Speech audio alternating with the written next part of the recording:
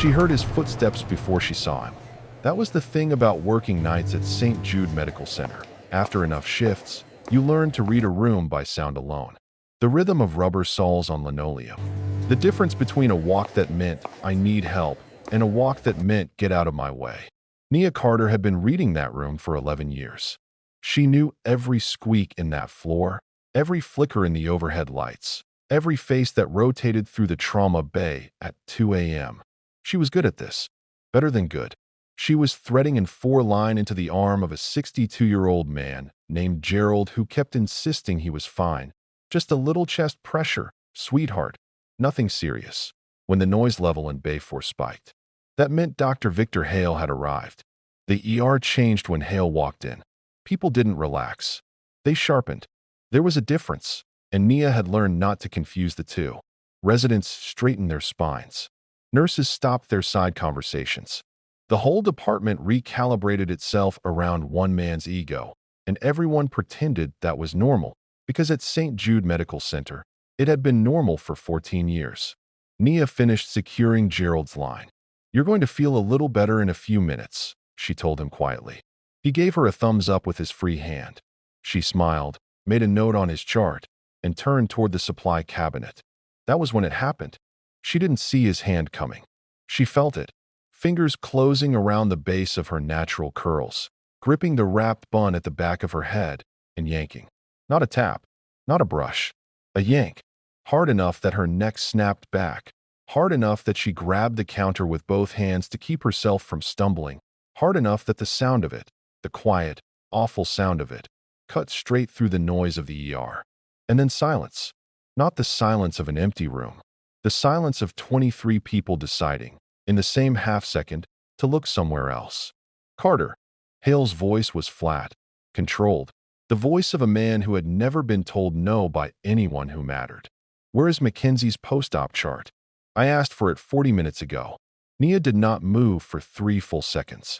She was not frozen from fear. She needed those 3 seconds to make a decision. The kind of decision Black women in this country have been forced to make since before anyone in this building was born. Do I react? Do I cry? Do I raise my voice and give him exactly what he needs to dismiss me? She counted the seconds the way she'd been taught to count them. 1, 2, 3. Then she turned around. "I'll pull it now," she said. Her voice was steady. Her hands were steady. Only her jaw was tight. Hale didn't look at her. He was already scanning the board, already moving on, because in his mind, the interaction was over. He had needed something. He had gotten it. Simple as that. But behind the glass wall of Trauma Room 2, a man in a charcoal suit had not looked away. His name was Marcus King. He was 41 years old, and he occupied the particular kind of stillness that only comes from a life spent watching other people underestimate you.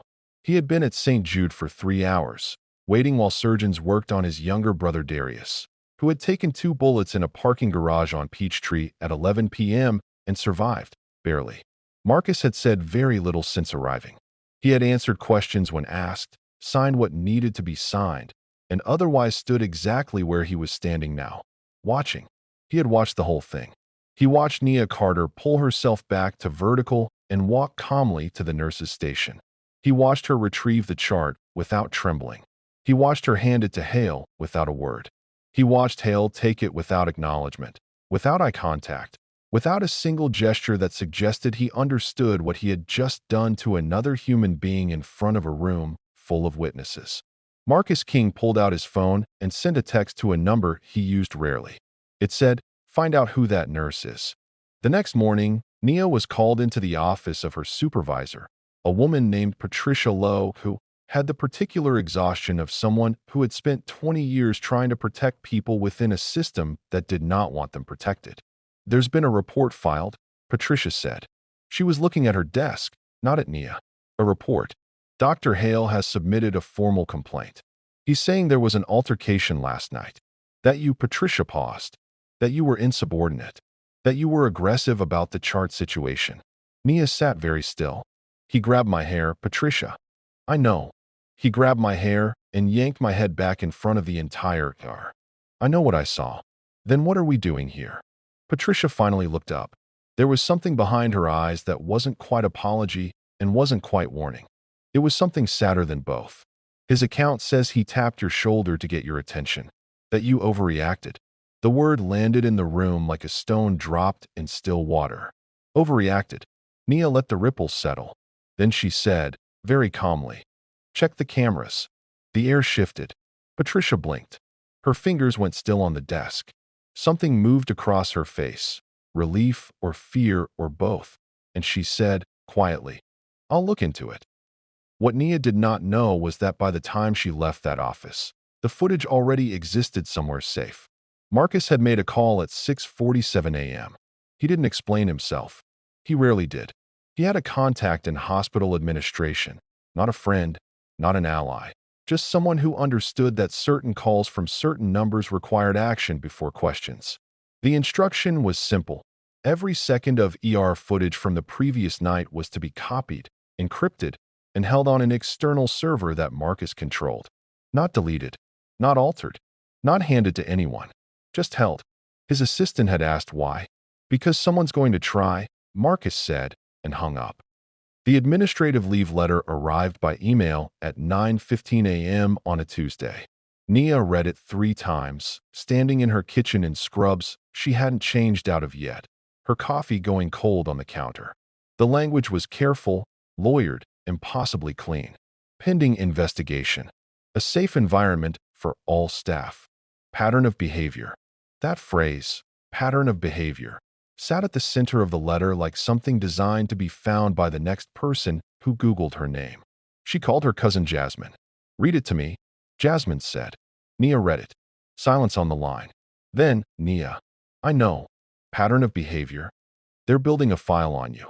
I know. This isn't just about last night anymore. Someone authorized this language. Someone in that building decided last night that they were going to come for you. I know, Jasmine. Do you have a lawyer? Not yet. Get one today? Not tomorrow. Today. Nia sat down at her kitchen table and pressed the heel of her hand against her sternum, like she was trying to hold something in place. She had known, since the moment Hale's fingers closed in her hair, that she was standing at the edge of something. She just hadn't known yet how far the drop was. Her phone buzzed. Unknown number. She ignored it. It buzzed again. Same number.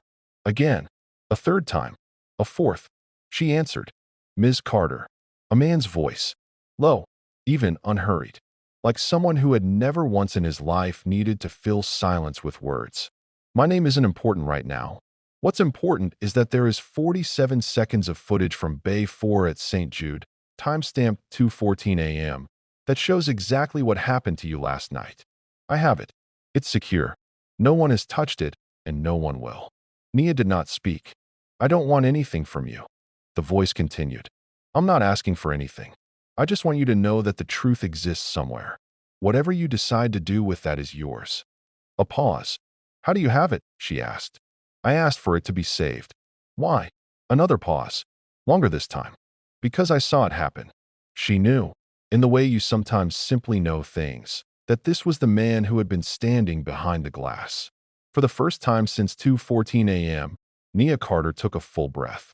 3 days later, St. Jude's legal team reached out through a hospital liaison with an offer. The number was significant.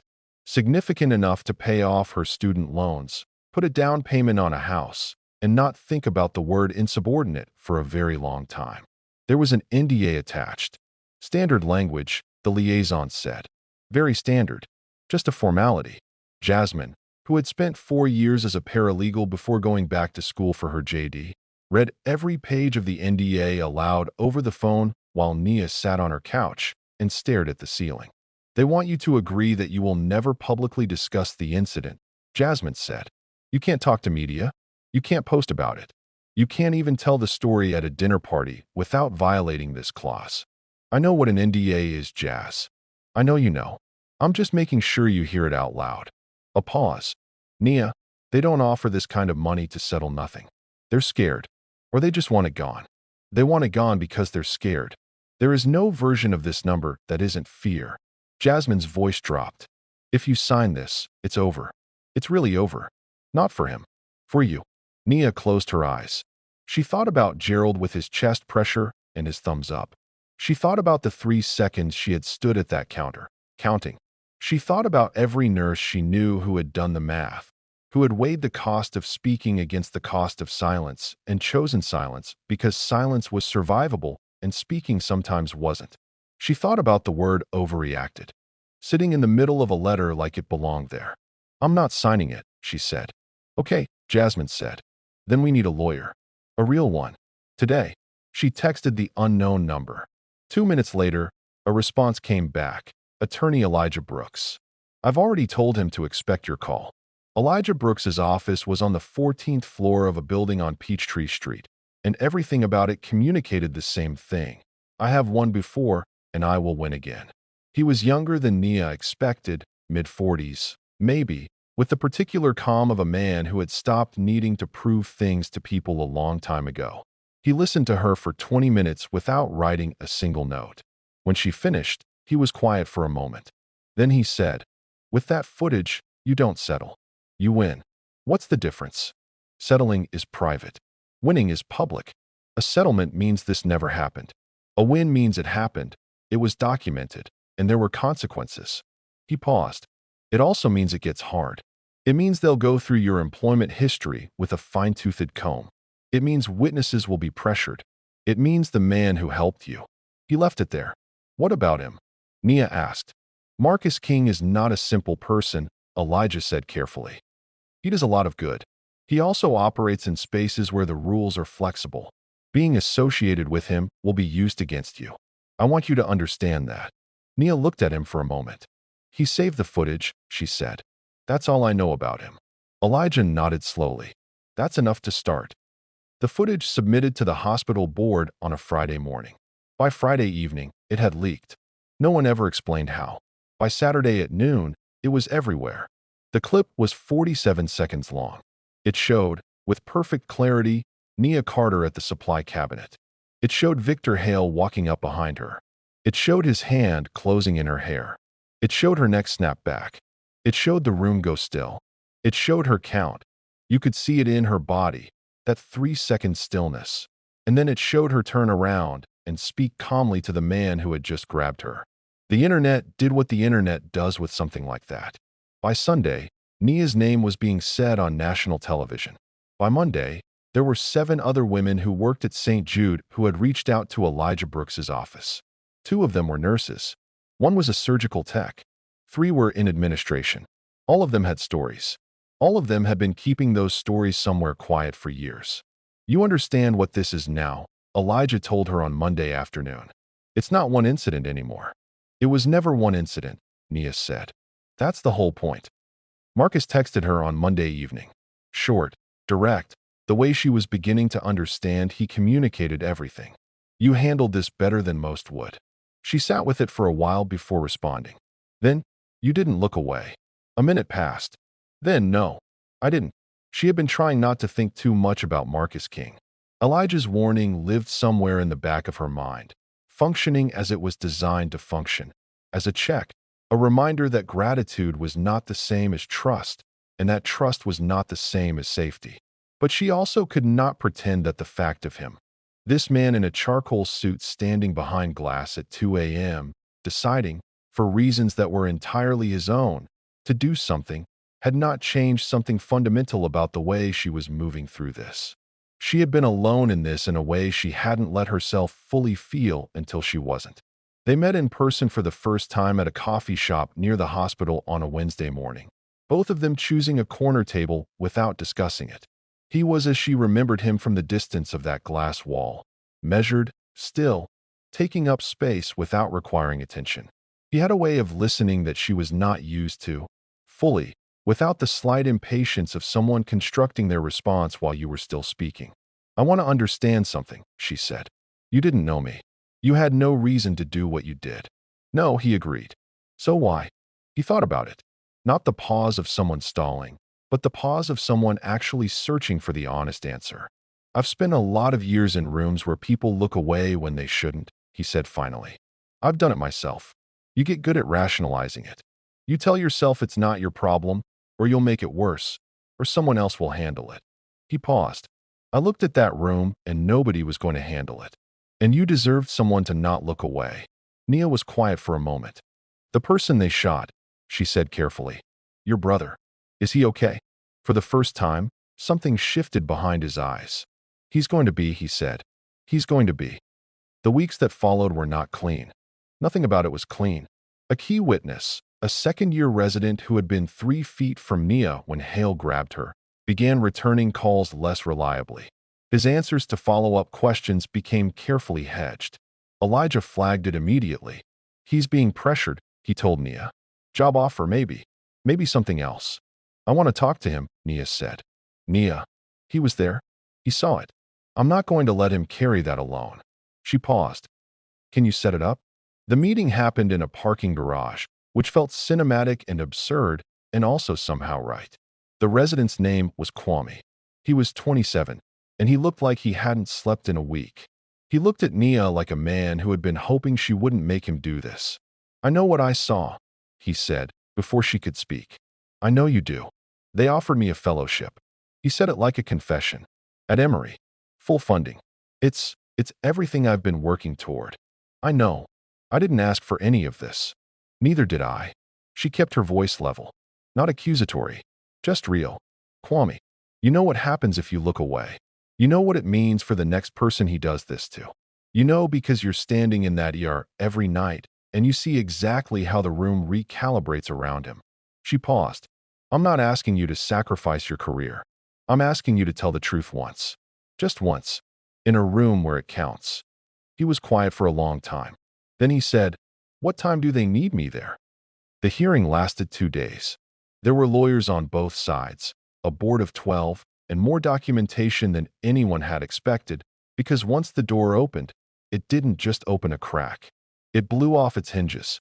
The 7 women became 11. Hill's attorneys challenged the footage on technical grounds first: chain of custody, server authentication, questions about compression artifacts that sounded impressive and meant nothing. Elijah had anticipated every challenge and had responses prepared for all of them, in folders color-coded by category, which Nia found both impressive and slightly alarming. The hospital's own legal team, she noticed, spent much of the first day not looking at Hale. On the morning of the second day, 3 of the 11 women gave statements. They were not dramatic. They were methodical and specific and devastating in the way that only the truth can be. Not because it was loud, but because it was consistent.